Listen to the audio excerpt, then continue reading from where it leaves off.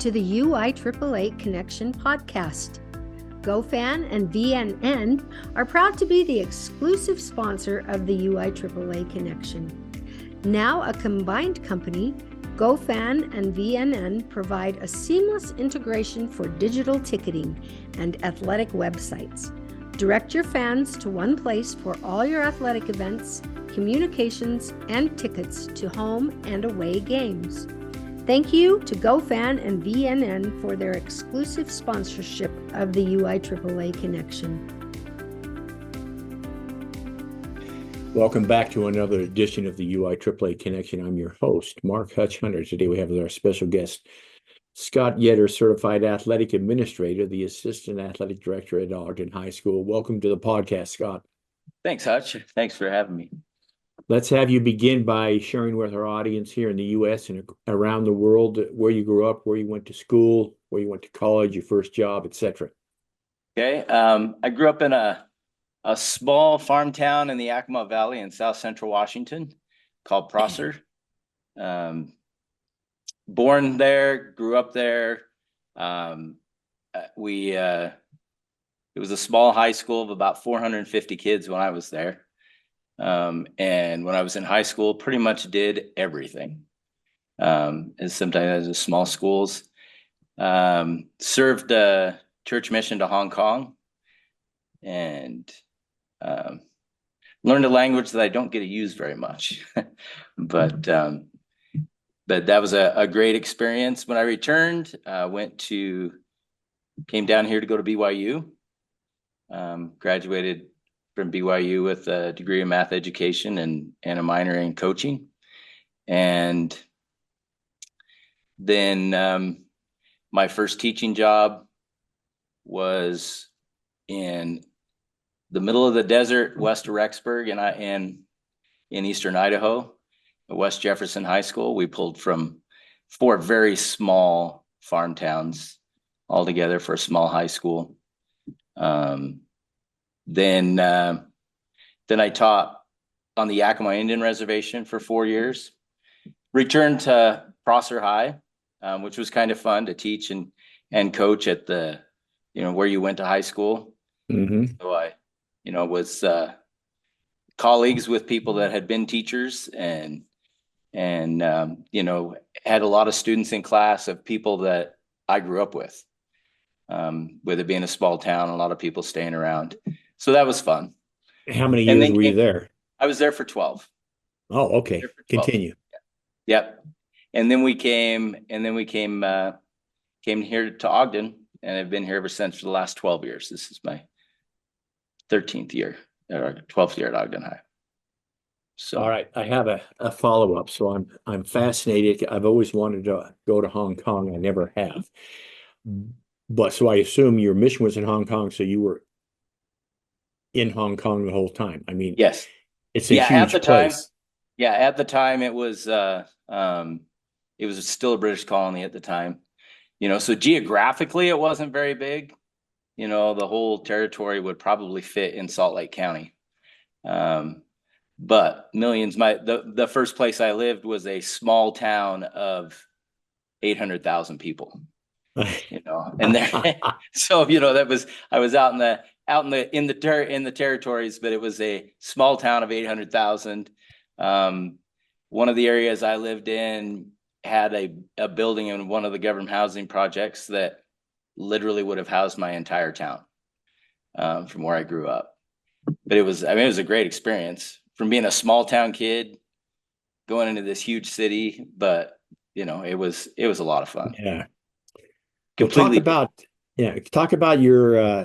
Talk about what youth sports experiences you were able to have up in Washington, since it's not a large town. Did that put a crimp on that, or were you still? We didn't do a lot. I mean, there wasn't a lot. We had a good. There was a nice little summer recreation that was kind of city parks and rec, but it wasn't really. It was one of the teachers at the junior high who just decided, hey, we need something for our kids to do. And so he got it rolling. And there wasn't a lot athletically involved to do. There'd be baseball, they do some swimming, just some little things. So I played some summer rec baseball as a kid, and then when I was in high school, I umpired and worked in the program as well, as a high school kid. But at the time, there wasn't really a lot of youth sport opportunities. A little bit of club wrestling, just Sure. that the local high school team would do, and that was about it at the time. So, youth wise, once I got into high school, yeah, okay.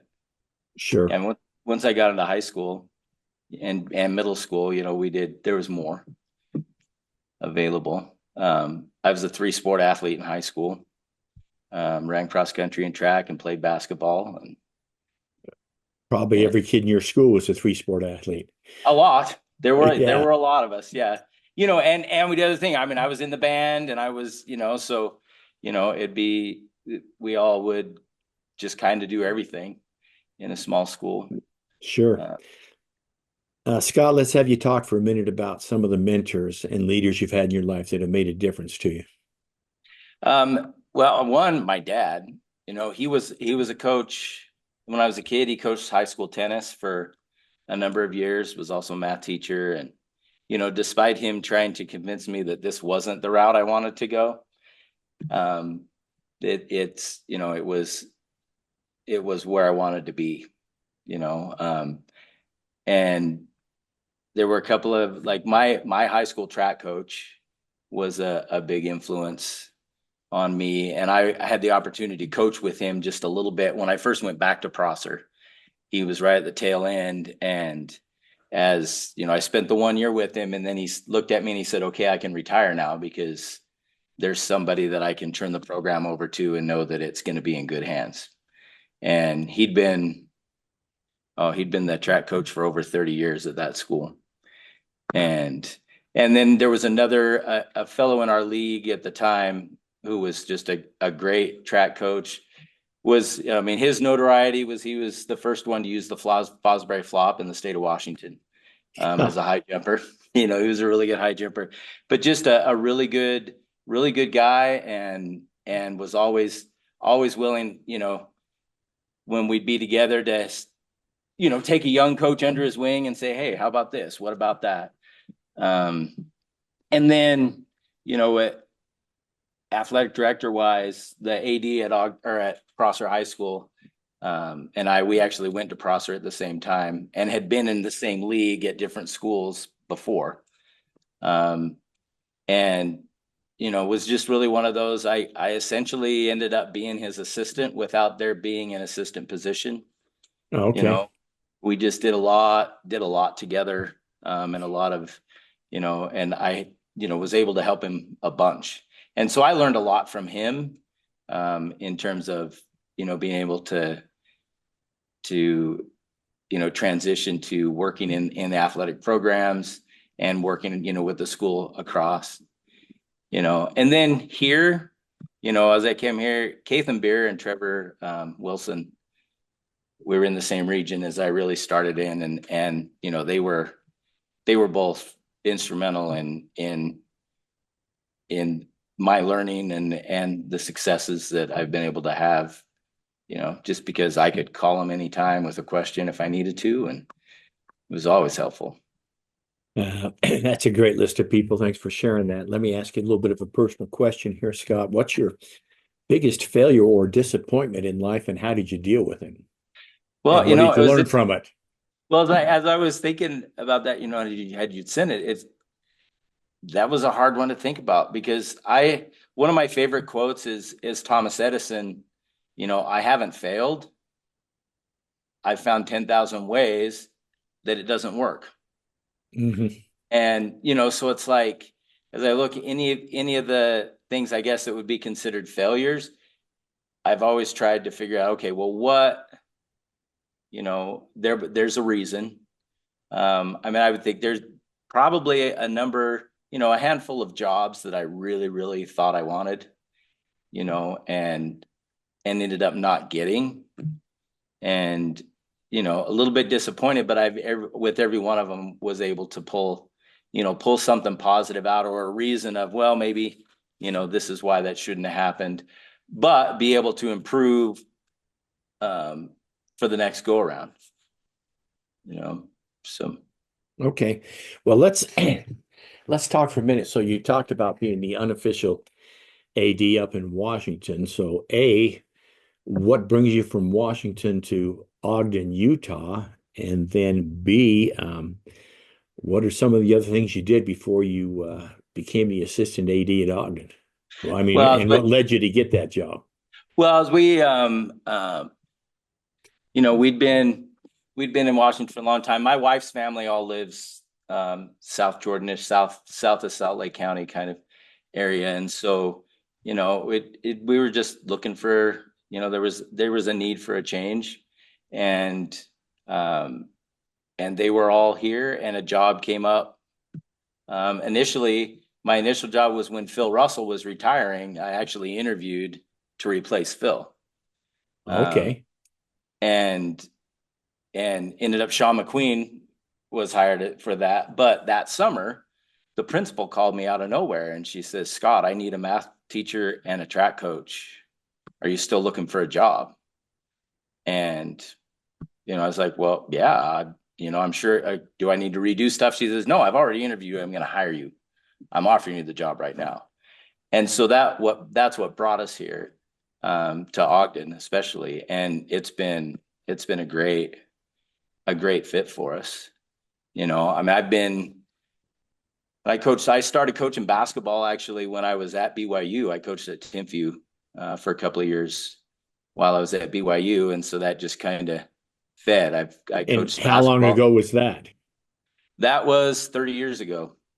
30 years. So So with Don 90. Chamberlain. Oh, 92, okay. 90, 93, 94, 92, 93, 94 seasons. Yeah, So with Don Chamberlain. Tim Lewis had left Timpview by then. Yeah. Yeah. So it was Okay. Don Chamberlain. It was just before Perry Wildeboer. Actually, Perry was with us 1 year and then he went to Jordan. And then before he came back to Timpview. But, so I coached basketball for 25 years, coached guys for 10, coached girls for 15. I've coached track the entire time, track and field, for 30 years, everywhere I've been. And so just, and like I said, having spent that time with Casey and really doing a lot of that, when I decided to to be done coaching basketball, I started assisting Sean McQueen. Okay. And then when he went back to the classroom, there were a few of us that kind of shared the responsibility because we didn't have an FTE to hire, because Sean stayed in the building. And so we kind of shared it. And then the district adjusted the structure. And then at that point, when Ross was hired here, I've assisted him ever since. Well, that's excellent. So let me have you talk for a minute. You talked about Phil Russell. So to me, Ogden High, there's two legends at Ogden High. That would be Dave Norquist and obviously Phil Russell, both good friends of mine. Obviously, both have passed on, but did you get a chance to meet them? Did you know them at all? Oh yeah, Phil's one of my favorite people in the world, literally. In fact, he was one of my real first introductions. As I interviewed, part of the interview was we were with an interview committee, and then once we were done, then Phil then took me on a tour of the building, and just kind of an unofficial him side interview as well. And so he was one of the first people that I really got to know here. And, and at coaching basketball, he would announce for us and, usually every evening, once the game would be done, he'd stick around a little bit and then I'd come out and we'd just visit a little bit and sounding board, because just so much knowledge and, Sure. and one of the best, literally one of the best people ever. Such a good person. That was a huge loss for our community.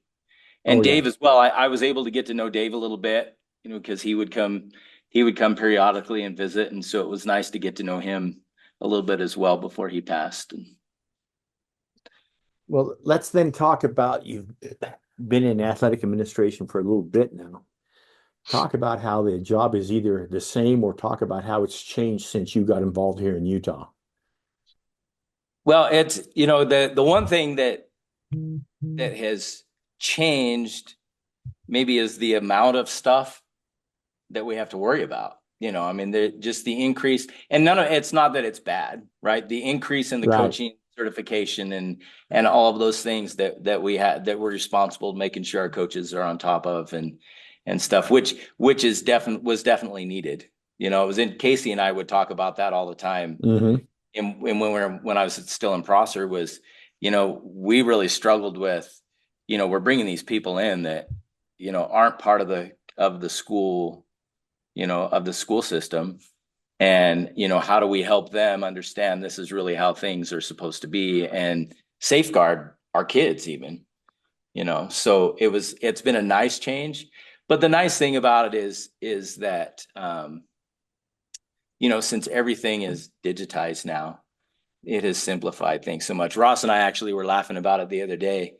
We were talking about, managing some physicals and athlete registrations. And, I was just like, remember when we had like stacks of papers on our desk this high from every kid turning their registration stuff in before the season was over. And now with Register My Athlete, it's just so smooth.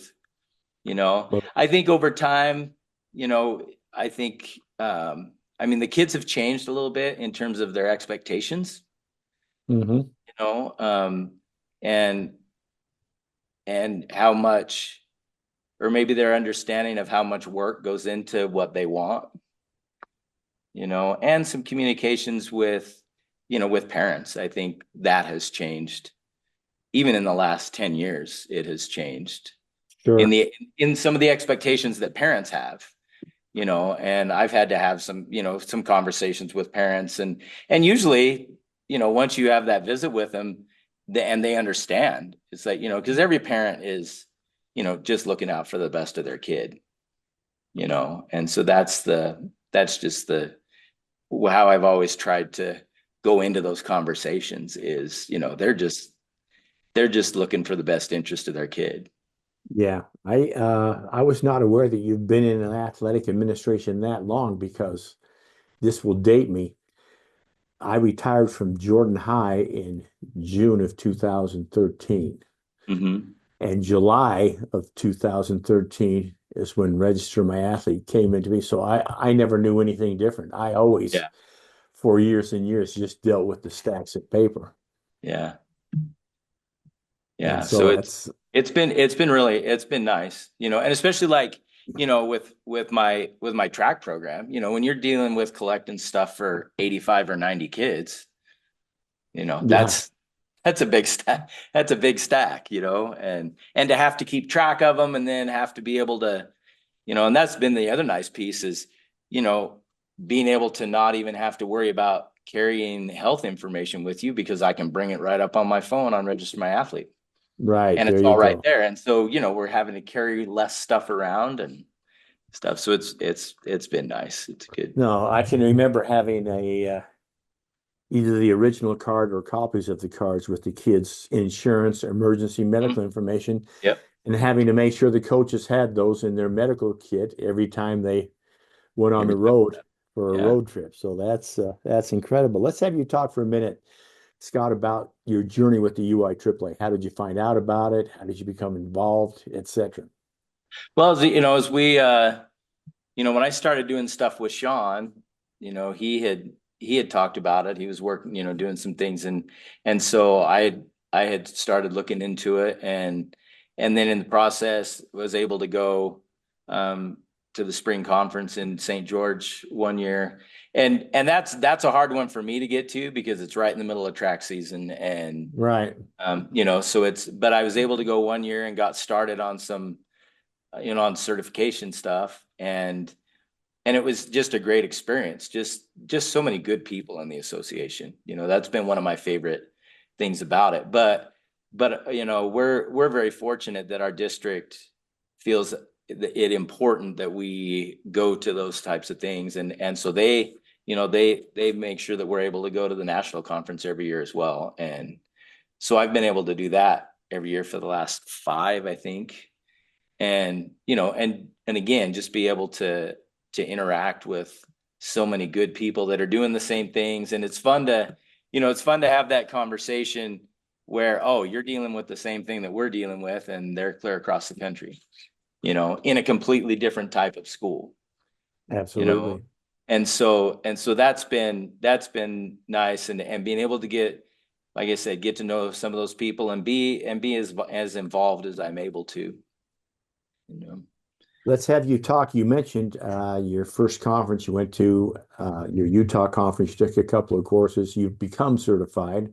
Mhm. So I want you to talk about that journey to become certified and the importance of being certified as an AD. Well, I think it's huge because just the amount of information, the number of things that we're responsible for, legally or otherwise, is just massive. And and the amount of learning, the number of things that I was able to pick up, and some just different things to be able to approach, how we're going to approach different things. I remember one national conference, I literally spent the whole weekend with Lee Green, because I think I took one Sure. law class when he did it virtually in St. George, and then I did the others with him. And I went up to talk to him afterwards, and as he says, Scott, you've been with me like all weekend, and and we just chuckled a little bit, and it was nice also to have that conversation with him where I was just like, oh, there's just so many things, and and his response was, well, don't worry about all the so many. They will always be there. Pick one or two, take care of those, then pick a couple more, then pick a couple more. And so then that process of, being able to gain some of those things, some organizational skills, and some, just different leadership thoughts and concepts that have been very helpful. And now, even though, having my CAA done, it's still, even this last conference, we went to a couple of really, really good ones. And we've been working really hard on culture in our building. And Sure. and Ross and I actually both independently had signed up to attend the new one that new culture class this last winter, and it was fantastic. Just the number of things. I mean, the stuff we were writing down, like, oh, let's use that. Oh, we can use that. Oh, we can use that. And it's just it's invaluable, the amount of knowledge and things that you can learn, and the connections when you're sitting there for 4 hours with people just talking about different things. You're making connections, with people from all over the country. That's well said. Thanks so much for sharing. Uh, so, Scott, let's have you tell our audience one myth that you would like to debunk about being an athletic director that's different than what the general public thinks. Well, and it's funny because I thought about that. It's like nearly everybody says the same thing, but it's like, oh, because when I'll talk to people, oh man, you're an athletic director. You get to go to games all the time. How is that? It's like, okay, that's like this much of what we do. Right. Going to the games is this much, and there's so much more. And I still think that's a pretty big myth. It was like one night we had a big week this winter where we had quite a few home events, and Ross and I had just finished cleaning up, and there was a mom had come out, and they're just like, do you ever go home? You guys have literally been here all week. Do you ever go home? And we just laughed, but just so much of the stuff that we do in the athletic administration world that people just don't even see. That's well said. Let's finish with a couple of questions. The first being this. Scott, you're talking to a brand new AD, and you're going to give two suggestions, and this person would need to follow your suggestions in order to become a successful director of athletics. What would your two suggestions be? Number one, it would be find a mentor or somebody to bounce stuff off of. For me, the monthly mentoring meetings, Trevor had just started them at the time when I was there. Mm-hmm. And I can't remember who else was there. There were a few others, established ADs that were there, and those were so helpful. Just talking through, hey, this is how this works, this is how that works, and then having the opportunity to answer questions, if we had them. And, like bouncing off, Dirk Barber, when he was at Ben Lomond, and we literally would talk almost every day. Hey, how are you handling this? Hey, I've got this problem. What do you think? And we were trying to do a lot of things very similar, where we're in the same district, and trying to do some things that were similar in nature, school to school, because we do have a fairly transient population. We have kids bounce back and forth between the schools, and that was so helpful. Those two pieces to begin with. And the other thing that I would say is find what works for you to be well organized, because time can get away from you so fast, and there's so many things to do. And we're all different, and what works for me isn't necessarily going to work for somebody else. But to be able to have that organization to where you can sit down and have a plan for the day, have a plan for the week, have a plan for the season. That was just so helpful for me as I started doing that. Great suggestions. Thanks for sharing. We'll finish with this, Scott. What question should I have asked you that I failed to ask you? I don't know. I don't know that there are any. I was sitting through, there really wasn't really much that you didn't. Just one thought. You had said one about favorite part of my job. That's just being with the kids and working with the coaches. It's just that really is why we should be in this, in my opinion. Sure. Right. And that's how I've always approached it. And it's nice, working with Ross has been great, because we literally see things so similarly. We have the same philosophy in terms of working with others and trying to build programs in our own building, and it's nice to have, to be able to have that, but to have good people in the building to work with. Our coaches, we're actually blessed with the quality of coaches that we have here at Ogden High, and it makes it fun, to just drop into practice and watch what's happening, talk to the kids, heckle them in the hallway after a game the night before, and it's just, that's by far the best part for me, is just the people and the relationships. And it's, so that's what I love about it. Well, that is well said, kids and coaches. I think that should be at the front of everybody's mind. On that note, that wraps it up for this edition of the UIAAA Connection. Again, our special guest today has been Scott Yetter, Certified Athletic Administrator, the Assistant Director of Athletics at Ogden High School. Scott, thanks so much for being on the podcast today. Thanks a lot, Hutch. For our listeners, we hope you tune in again next week for another edition of the UIAAA Connection.